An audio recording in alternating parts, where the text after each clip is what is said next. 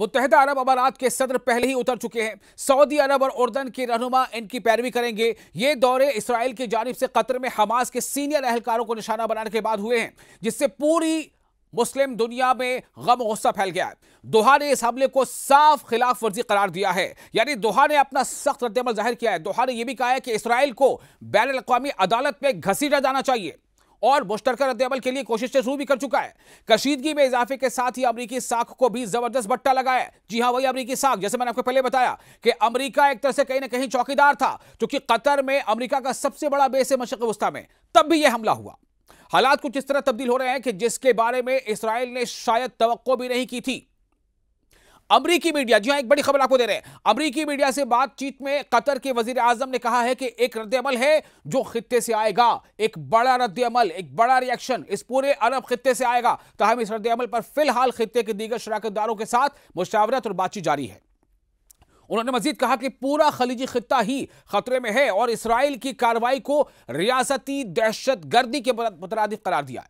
ताहम भी जाहिर किया है कि कतर के इलाकाई शराकतदार, यानी जो भी रीजनल पार्टनर्स हैं, इज्तिमाई रद्दअमल पर मुत्तफिक होंगे, यानी ज्वाइंट रिएक्शन, ज्वाइंट एफर्ट, यानी मिलजुल कर। जैसा मैंने पहली रिपोर्ट कहा था कि क्या एकजुट हो रहे हैं अरब ममालिक, बिल्कुल एकजुट हो रहे हैं, लेकिन किस हद तक, क्या करेंगे, इसके बारे में थोड़ा इंतजार करना पड़ेगा। अभी आपको हम बातें बताने वाले हैं।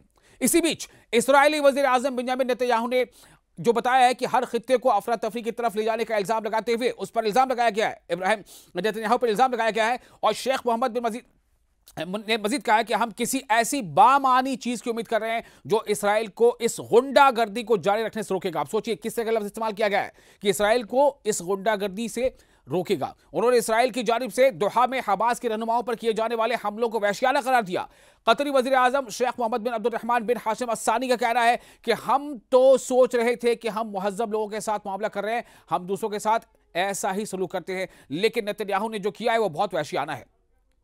यह बहुत हैरान करने वाली बात है। यूरोपीय यूनियन ने भी इस अपने एक बयान में कहा है कि दोहा में हमास की जो क़यादत पर इस्राएली फ़िज़ाई हमला हुआ है उसे मंजूर नहीं किया जा सकता और उसकी मुखालफत की है, जबरदस्त मुखालफत की है। यूरोपीय यूनियन ने इस तरह के हमलों से खित्ते में तशद्दुद के मजीद बढ़ने के खिलाफ खबरदार किया।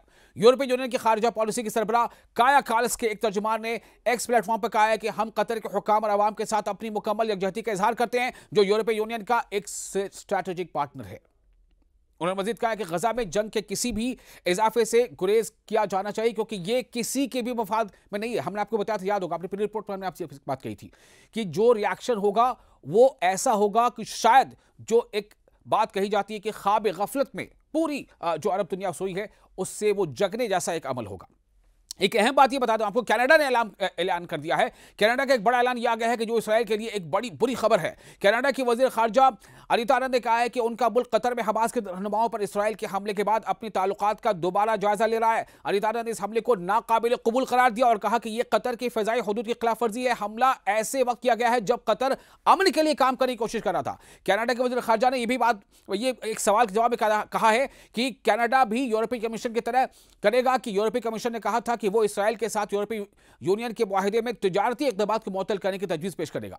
साथ ही यह भी कहा है कि हम इस बारे में गौर कर रहे हैं, यानी कनाडा इस बारे में गौर कर रहा है कि वो फ़लस्तीन को तस्लीम करे एज अ स्टेट, जो टू स्टेट पॉलिसी है। इसी बात को सऊदी अरब ने कहा है कि हम कतर के साथ खड़े हैं और हम कतर के साथ सिर्फ खड़े ही नहीं बल्कि इसराइल की जो ये खिलाफ वर्जियां उसको हम बर्दाश्त नहीं करेंगे और बहुत जल्द हम दुनिया देखेगी कि जो टू स्टेट थ्योरी है उस पर अमल होगा और फ़लस्तीन को एक अलग रियासत तस्लीम किया जाएगा। सऊदी अरब ने ऐलान किया कि हम कतर के साथ खड़े हैं, हम गजा के साथ खड़े हैं, हम गजा के लोगों के साथ खड़े हैं, हम फ़लस्तीन के साथ खड़े हैं। तो जब कनाडा के वजीर खारजा से पूछा गया कि कनाडा इसराइल पर किसी किस्म की पाबंदी लगाने पर गौर कर रहा है, तो उन्होंने जवाब दिया कि हम अपने अगले इक़दामात का जायजा लेते रहेंगे। खातून वजीर खारजा ने यह भी इशारा दिया कि उनका मुल्क फ़लस्तीन रियासत को तस्लीम करने पर काम कर रहा है। यह एक ऐसा कदम है जिसके सितंबर के आखिर में अक़वाम मुत्तहिदा की जनरल असम्बली के दौरान हकीकत बनने की तवक्को है। और यह सिर्फ कनाडा ही नहीं है, बहुत सारे मुल्कों ने यह बात कही है, यहां तक कि ब्रिटेन ने भी कही है, फ्रांस ने भी कही है, स्पेन ने भी कही है और भी कई ममालिक हैं जिन्होंने कहा है कि हम फ़लस्तीन को, जब यूएन का इजलास होगा सितंबर के आखिर में, तो हम फ़लस्तीन को एक स्टेट के तौर पर तस्लीम करेंगे। तो यह एक ऐसी सियासी तब्दीली है जिसकी इसराइल ने शदीद मजम्मत भी की है। उन्होंने मजीद कहा है कि हम सरकारी तौर पर फ़लस्तीन को तस्लीम करने की सही समत पर होने के ख्वाहिशमंद हैं। अब आपको बताते हैं कि दोहा में क्या कुछ हो रहा है। दोहा में इस्राएली हमले से 5 फिलिस्तीनी शहीद हो गए, ये आपको हम बता दें, क्योंकि पिछली रिपोर्ट में हमने आपसे कहा था कि शहादतें तो हुई, लेकिन जो निशाना थे इस्राएल का, यानी हमास की टॉप लीडरशिप, उसमें इस्राएल नाकाम हो गया।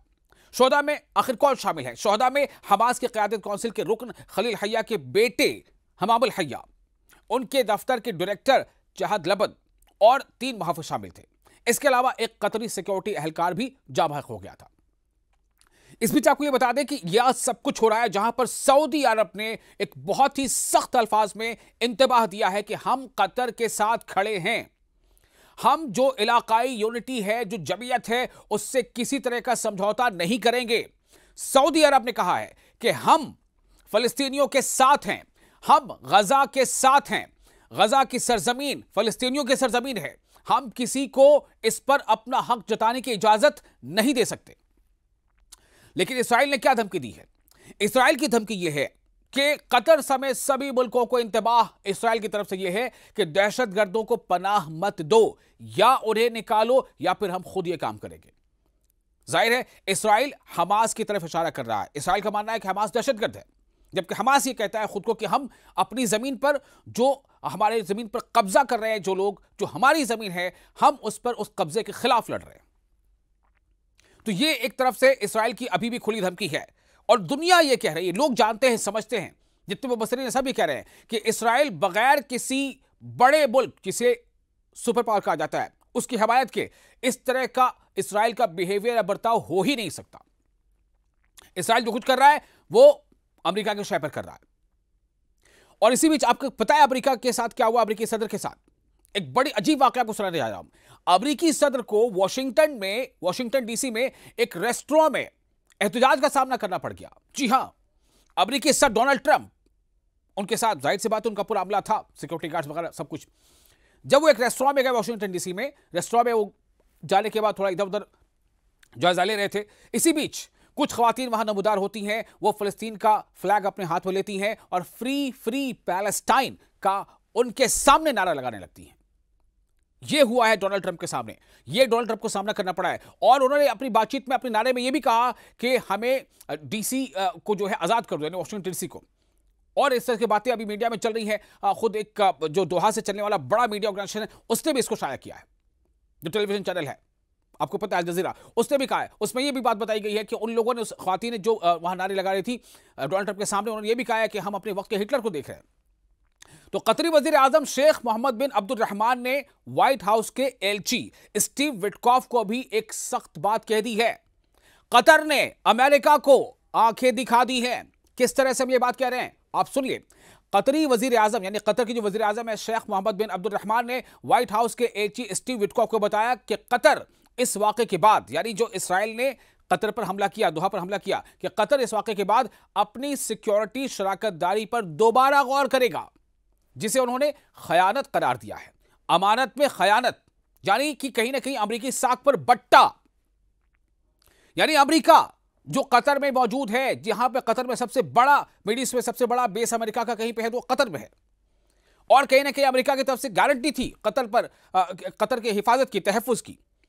उन्होंने कहा, यह भी कहा, यानी किसने कहा? कतर के वज़ीर आज़म, उन्होंने कहा है कि अगर जरूरत पड़ी तो दोहा अपनी सलामती के लिए दूसरे शराकतदार भी तलाश कर सकता है। यानी कि हम अमेरिका के पिछलग्गू बने रहेंगे ऐसा कोई जरूरी नहीं है। हम इस बात पर गौर कर रहे हैं, हम कुछ अलग फैसला ले सकते हैं। यह कतर के वज़ीर आज़म ने डोनाल्ड ट्रंप के एलची स्टीव विटकॉफ को कहा है।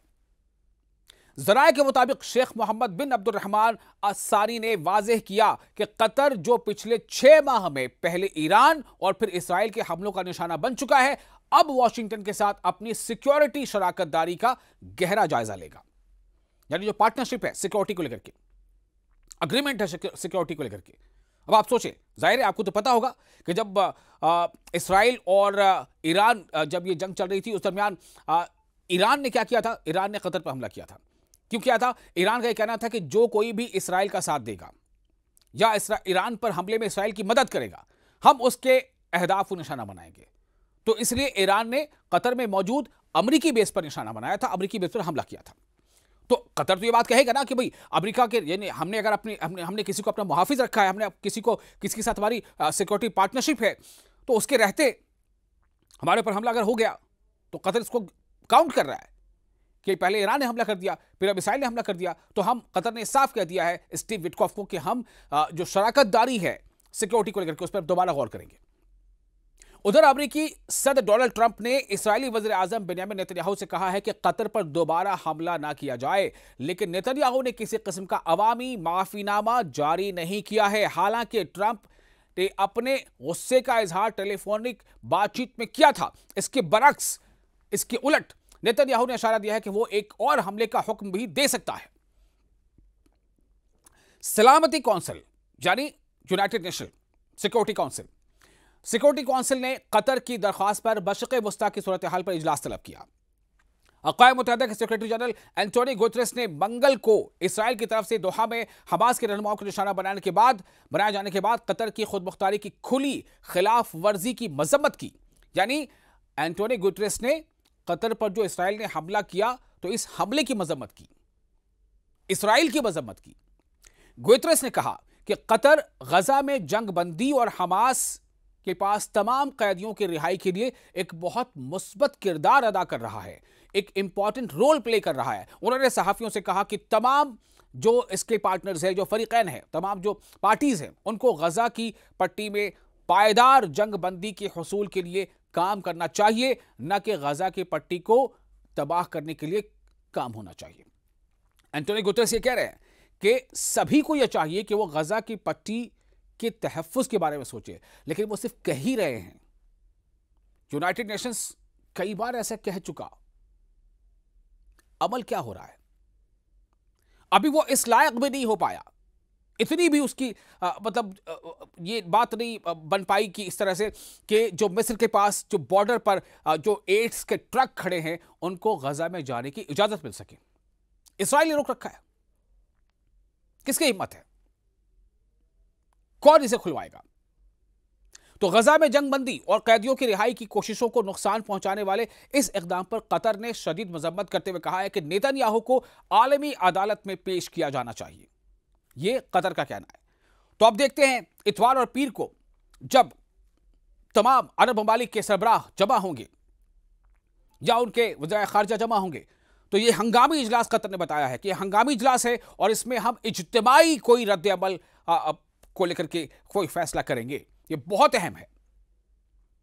अब यह भी देखना होगा कि जो बार बार ईरान कहता रहा है, ईरान होशियार करता रहा है कि तमाम मुल्कों को, मुस्लिम मुल्कों को एक हो जाना चाहिए, नहीं तो इसराइल का जो रवैया है वो आप देख रहे हैं, कभी सीरिया, कभी लेबनान, कभी फिलिस्तीन, कभी ईरान और अब कतर। अब आगे कहने की जरूरत नहीं है। तो यह देखना अहम है तुर्की का अब क्या रद्द-ए-अमल सामने आता है, ईरान आगे और अब क्या कहता है, पाकिस्तान किस तरह से कॉल से बढ़कर आगे और क्या कुछ कर सकता है। चूंकि तमाम मुस्लिम दुनिया में इस बात को लेकर खलबली है, तमाम मुस्लिम दुनिया में इस बात को लेकर खलबली मची हुई है और बहुत बड़ी बेचैनी है इसको लेकर के, और कतर ने बहुत सख्त रुख अपनाया है।